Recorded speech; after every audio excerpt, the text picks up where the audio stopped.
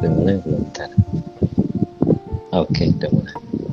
Oke. Assalamualaikum warahmatullahi wabarakatuh. Waalaikumsalam warahmatullahi wabarakatuh. Gimana kabarnya? Gue manggilnya apa nih, Pak? Pak Arsyad, Pak Kiai, Pak Ustadz, apa bro? Di pondok aja manggil Arsyad aja kayak di pondok. Di pondok panggilnya Oh, iya. Arsyad kan? Arsyad si Gua di pondok. anak. Di pondok kagak ada ininya ya. Kagak ada lakopnya ya. Nggak ada. Alhamdulillah. Enggak, cuma orang inget sama lu ini doang, bro. Apa namanya? Ingetnya Arsyad nih agak lucu tapi kadang garing tapi tokcer banget otaknya gitu.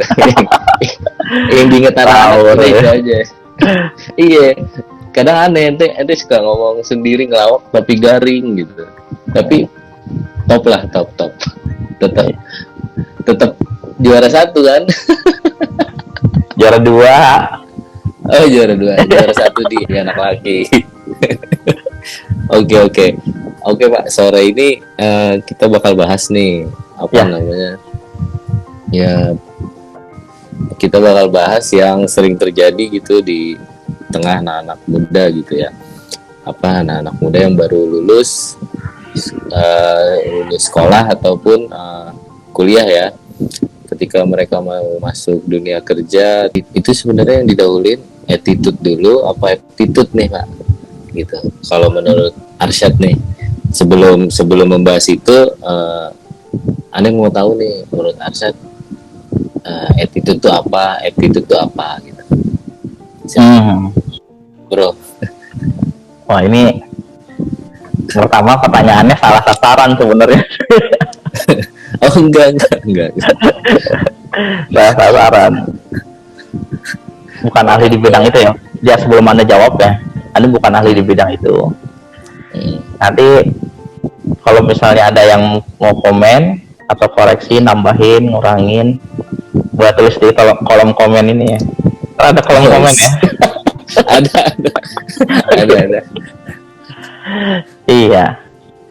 Kalau attitude itu pernah ada satu proses seperti ini ya. Anda lupa siapa yang bilang.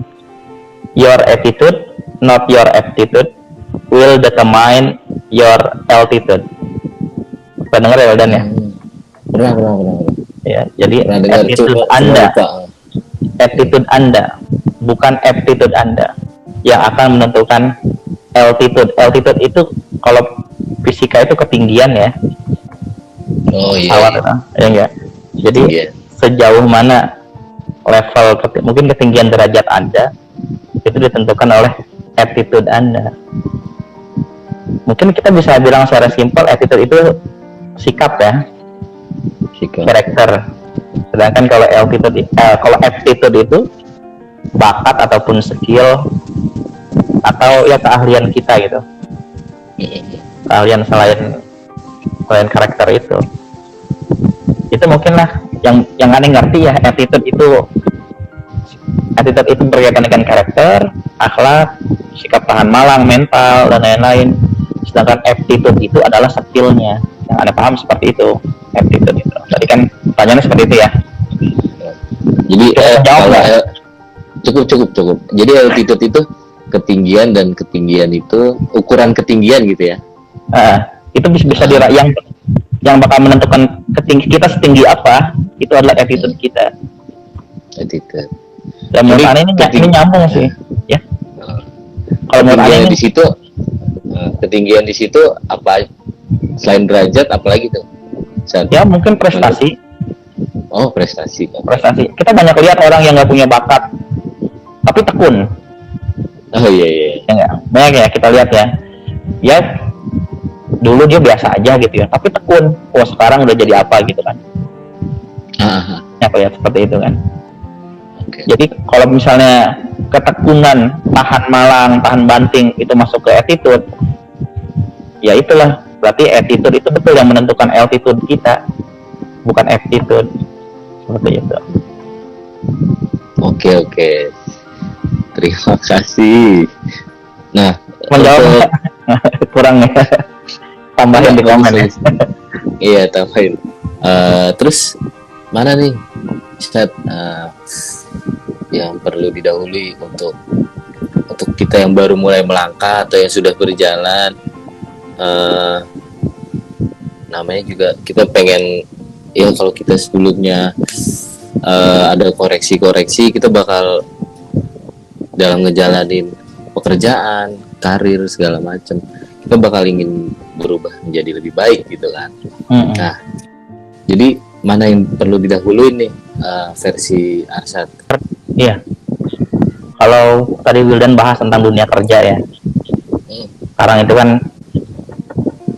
orang, perusahaan maupun government ya, pemerintah ketika merekrut misalnya PNS atau apa, itu yang mereka lihat sebenarnya attitude-nya apa aptitude dulu gitu ya. Apakah karakter dulu yang dilihat atau memang keahliannya? Wah, dia nih ahli di bidang ini.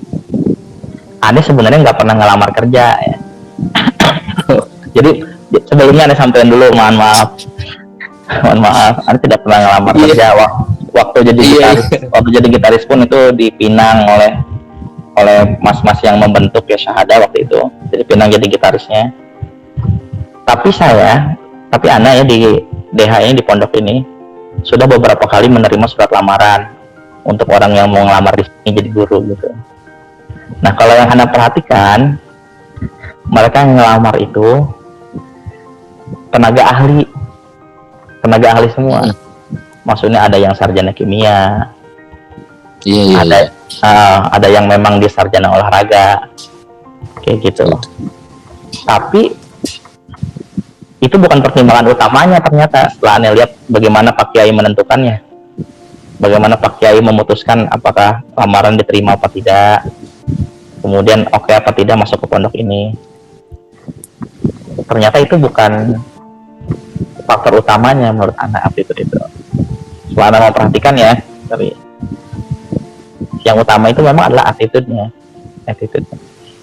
Ada salah satu ustadz di pondok sini ya, satu ustadz ketika datang ke sini, Anda nggak tahu dia sarjana ya. Ternyata belakangan Anda tahu, pertama ketika dia datang ke sini tahun 2007 itu dia belum sarjana, masih D3 ya. Tapi sekarang udah master, malah sekolahnya beasiswa loh. Artinya waktu dia masuk ke pondok tidak melihat attitude dia tidak ahli di bidang apapun, tapi pondok lihat dia orangnya tekun, jujur, kemudian dibimbing lah sama Pak Kiai ya, sama Ustadz Ustazah senior, Abah Haji. Ya sekarang udah jadi master, sekarang udah pinter ngapa-ngapain. Jadi menurut Anda yang lebih diutamakan adalah attitude, bukan aptitude. Seperti kita tahu Nabi Muhammad kan jujur ya enggak? Yeah. Tapi selain jujur, Nabi Muhammad pedagang yang hebat ya enggak? Tuh, bisnismen ya. Bisnis yang hebat, ahli perang yang hebat, betul nggak? Negarawan yang hebat ya dari sisi politik. Tapi semua itu tidak dipuji oleh Allah. Yang dipuji dalam Al-Quran apa? Wa innaka la'ala khuluqin azim. Attitude-nya yang dipuji, bahwa engkau Nabi Muhammad memiliki akhlak yang mulia. Jadi menurut Ana yang didahulukan itu harus attitude dulu, sikap dulu, karakter gitu ya. Dan itu nggak mudah ya, lebih mudah bangun attitude lebih mudah dibanding attitude. Betul banget itu. Itu bangun karakter tuh belum tentu kita dari kecil gitu, udah dari dogma sama orang tua kita. Ketika kita beranjak dewasa, punya lingkungan circle pertemanan, ini bisa jadi karakter yang sudah dibangun di rumah ini ya terbaur sama lingkungan baru ya, iya betul. Iya betul. Emang susah karakter itu dibangun. Contoh aja lah yang gampang, di pondok dididik ya 6 tahun, rajin, sholatnya jujur, tepat waktu, disiplin, ya enggak? Pas keluar baru seminggu udah telat subuhnya kan. Gua gitu, kalau gua gitu, kalau Wildan mah enggak. Kemarin ketika daftar ulang anak-anak daftar ulang, dia banyak wali santri cerita, Pak, waktu seminggu mah di pondok rajin, waktu baru pulang seminggu gitu malah bangunin saya sholat subuh katanya. Sekarang saya yang meriakin dia. Iya, artinya sulit ya. Sulit. Sulit. Nah, Perlu kemauan yang sangat keras. Iya. Istiqomah. Oke. Terus selain apa namanya aptitude, berarti altitude tadi yang ente bilang Syed, itu hasilnya ya, hasil ya. Hasilnya betul. Tapi ini mungkin ya, kalau ada lagi aneh ya, mungkin aptitude itu 0 ya, 0 banyak, sedangkan aptitude itu satunya. Kalau 0-nya 9 tapi nggak ada satunya kan tetap 0. Benar nggak? Tapi kalau 0-nya 9 ada satunya kan jadi 1 miliar. Iya. Itu nggak ya? Itu gitu nggak sih? Iya benar. Kayaknya gitu deh. Percuma kita punya banyak bakat gitu loh, tapi misalnya nggak jujur, siapa yang mau pakai? Atau percuma misalnya pinter ya, gunain komputer ya, pinter gunain komputer, tapi malas orangnya, tahuannya. Tapi malas. Berarti malas itu masuk ke attitude ya, Pak? Attitude, malas kerja, rajin, sikap kan, itu sikap ya, benar nggak sih? Betul. Iya, sikap. Betul, sikap. Karakter mau pakai. Ini mah perkataan bukan seorang ahli ya, perkataan seorang amatiran. Cuma terus ngerti gitu sih. Terus ente selama ini udah berapa tahun nih Pak di dunia yang kita gelutin sekarang nih? Maksudnya ya udah di dunia pendidikan gitu. Oh, di dunia pendidikan. Mulai ngajar resminya sih setelah Ane lulus kuliah itu. Ane mulai dapat jam resmi. Kalau dulu sebelumnya pas masih kuliah, paling ketika pulang kan liburannya lama kalau kuliah ya. Kadang-kadang 2 bulan, kadang 3 bulan. Kadang Ane cuma ya bantu dikit, kadang gantiin orang tua masuknya, atau kadang ikut nguji syafahi. Ini siapa nih kata murid, kata santri nih, nggak pernah ngajar tuh nguji syafahi ini. Iya. Kalau mulai ngajarnya itu paling 2016 lah. Anda kan lulus 2015, kemudian ngabis tahun di Jogja. 2016 baru pulang, kurang lebih. Baru sebentar ya, baru 4 tahun, belum 4 tahun. Ya, angkatan kita almost hampir 4 tahun ya pada di bidangnya masing-masing ya. Oke. Nah, sedikit saran buat gue, buat apa namanya Mas Arsad nih, saran untuk bangun value kita tuh gimana gitu, terutama di circle keluarga lah. Ya, yang menurut Ana pertama yang paling kita harus urus dulu adalah cara pandang kita dulu. Cara pandang kita, kalau bahasa Jermannya Weltanschauung ya, Weltanschauung, betul nggak tuh? Dulu Pancasila dibilang Weltanschauung soalnya sama Soekarno, sebagai pandangan hidup Pancasila, atau disebut juga worldview. Kita harus tahu apa yang kita mau, apa yang benar, apa yang salah menurut kita. Kita harus tahu dulu, jangan kita bingung, oh ini benar atau salah gitu ya. Jangan kosongan ya. Kalau kita nggak tahu ini benar apa salah, ya gimana mau dibenerin? Gitu. Kita harus tahu ini salah, oh kita benerin. Ini benar, kita pertahanin kayak gitu. Kita tahunya seperti apa? Tahu dari mana itu? Kita bisa ngelihat sesuatu itu dengan fakta yang sama, dengan cara pandang yang berbeda ya. Misalnya contoh nih, faktanya apa misalnya? Faktanya Nabi Muhammad menikahi Aisyah yang masih pada saat itu usianya 9 tahun, benar nggak? Benar ya, faktanya seperti itu ya.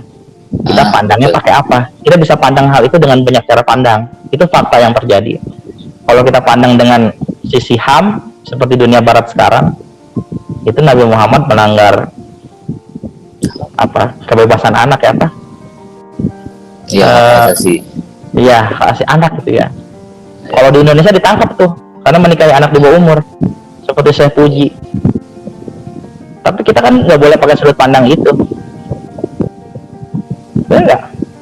Sah nggak nikahnya? Sah kan? Nah, maksudnya gini, kita harus hati-hati melihat sesuatu itu, karena dari cara kita melihat itu akan jadi perilaku kita, akan jadi karakter kita. Contoh lagi, kita melihat orang itu kan ada banyak cara pandangnya. Betul. Kalau orang materius, matre ya misalnya, orang matre melihat orang yang mulia itu yang kaya, orang kaya mulia, orang miskin hina gitu kan. Dan dampaknya pada perilaku dia kalau misalnya nanya orang, kamu kerjanya apa? Oh, saya di kementerian format, disuguhin banyak, ya nggak, dampak pada perilaku. Tapi kalau orang Islam gimana memandang orang? Inna akramakum indallahi atqakum misalnya, atau misalnya orang mukmin disebutnya dalam Al-Quran khairul bariyah, ciptaan terbaik. Oh, berarti yang mulia itu yang beriman, yang bertakwa. Jadi perilaku kita gitu. Kalau misalnya lihat artis kaya raya, kita nggak gumunan. Tahu gumunan nggak? Apa tuh, Ustaz? Gumunan itu apa ya, istilah Jawa artinya kagum gitu. Kagum berlebihan. Misalnya, wah rapi duitnya banyak amat ya gitu. Oh, misalnya Baim banyak amat ya duitnya, kayak gitu. Jadi cara pandang kita itu yang membentuk perilaku kita. Jadi kalau mau benerin karakter menurut anak, ya belajar Islam lagi. Karena anak membedakan loh, kalau anak pribadi yang membedakan antara karakter dengan adab. Oh, ente bisa lagi versi ente. Anak beda, versi anak beda. Kalau menurut anak gimana? Oke, kemanusiaan yang adil dan beradab. Itu dipakai istilah adab ya. Menurut aneh adab itu tingkatnya lebih tinggi daripada karakter. Kalau misalnya karakter itu digambarkan sebagai nilai-nilai universal yang diakui oleh seluruh agama seluruh dunia sebagai satu hal yang baik, menurut aneh itu kurang cukup. Itu belum cukup. Misalnya kan United Nation atau PBB udah menetapkan ya, ada kalau nggak salah 10 atau berapa gitu ya, nilai-nilai universal. Di antaranya itu adalah cinta. Semua agama memandang cinta itu bagus, ya nggak? Benar nggak? Dan kalau benci itu buruk, benar nggak? Betul ya.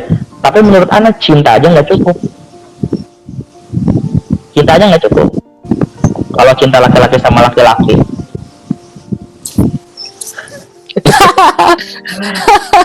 oh iya. itu cinta itu karakter. Tapi kalau cinta yang sesuai syariat, misalnya laki-laki cinta perempuan menikahinya gitu, orang tua cinta sama anaknya, memelihara anaknya dari siksa neraka misalnya, itu baru disebut karakter. Tapi kalau cinta yang bebas, itu cuma karakter aja. Tapi kalau cinta yang udah berdasarkan Allah dan Rasulnya, itu baru disebut adab. Seperti itu. Banyak lagi sih setiap lainnya. Misalnya sayang keluarga, itu semua agama mendukung sayang keluarga.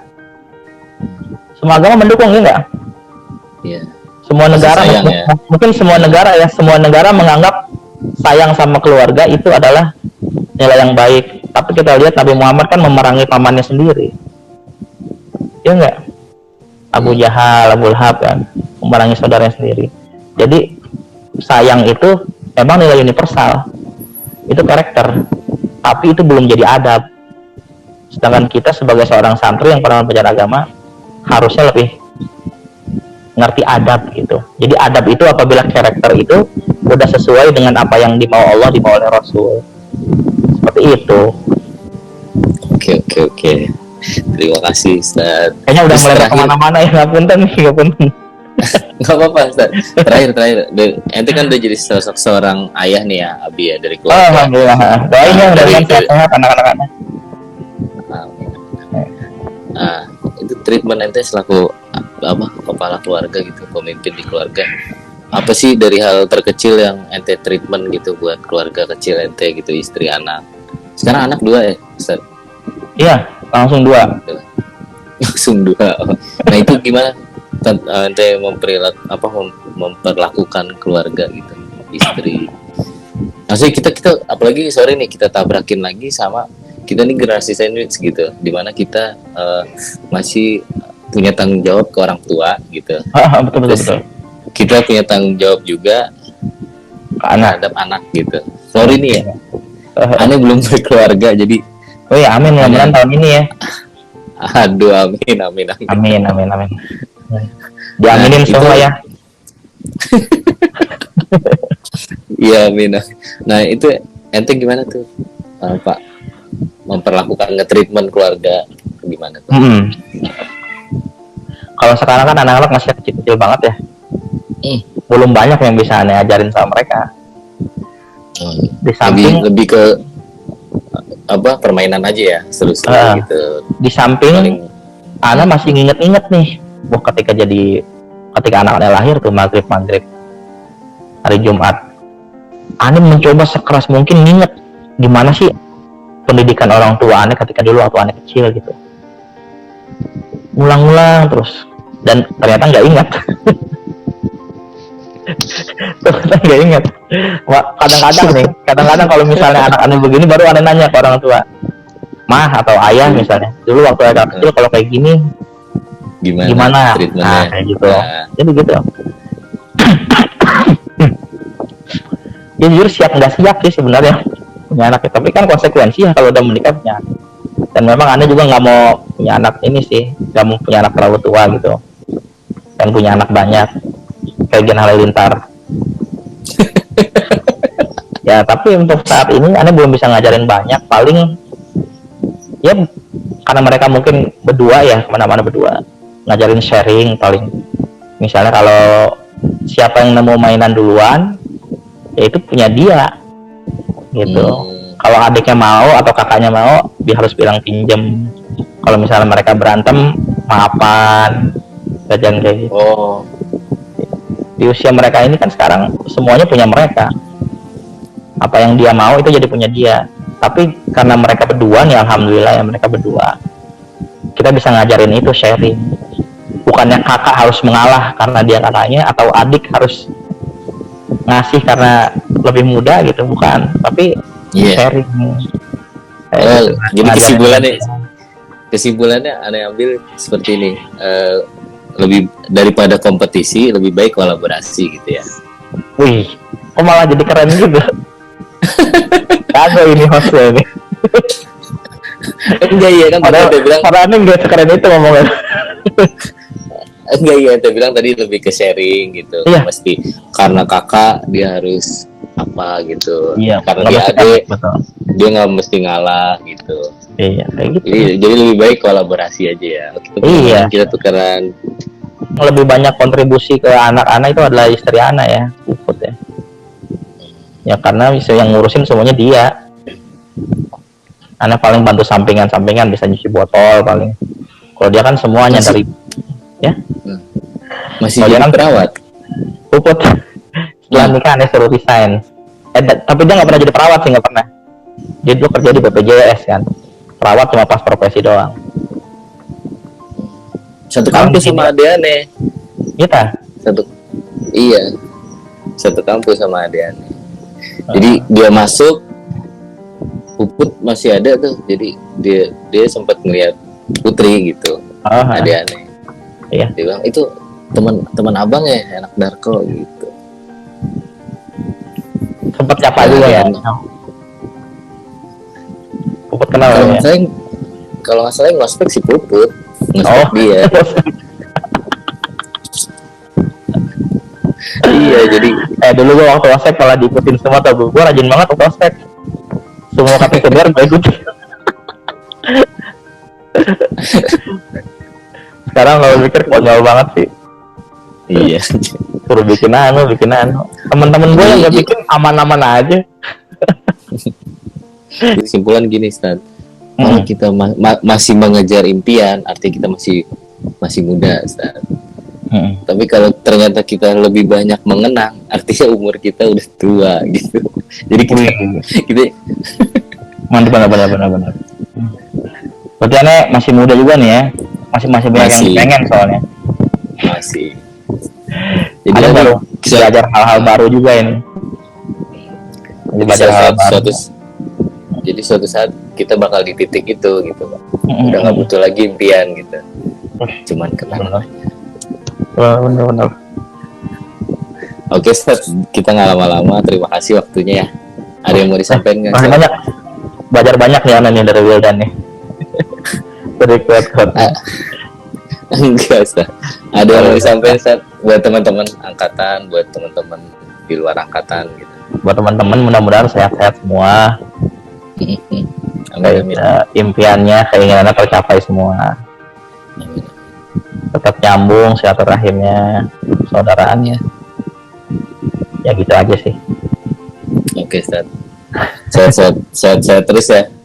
Ya, ya, amin. Makin sukses, makin lebih amin, amin. lagi Amin. dalam Amin. segala hal. Amin. Terima kasih. Assalamualaikum warahmatullahi wabarakatuh. Assalamualaikum warahmatullahi wabarakatuh. Syukur, Ustaz. Ya.